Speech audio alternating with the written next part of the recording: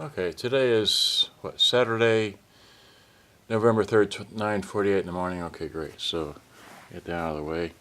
I went to this store here, okay, and I bought this thing here as a kind of a gift or whatever you want to call it, but this is my little unboxing video. So there it is. It's a spooky flyer thing, lights up, looks like that. It's got what here? It's got just not much on the bottom. This is the instructions to it. That's all that comes in the box. Okay, so you can see that, and then they got this here, and then it's fully charged. It comes with a little tiny one of those there, and you plug that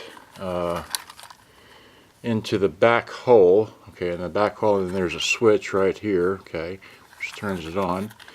And then this bottom hole is like the proximity sensor or whatever, but I'll show you how it works briefly. So if I can do this one-handed, you turn it on, and it'll take a second or so, and it'll light up, and then start flying. Okay, so there it is. I turned it on, lit up, and there it goes.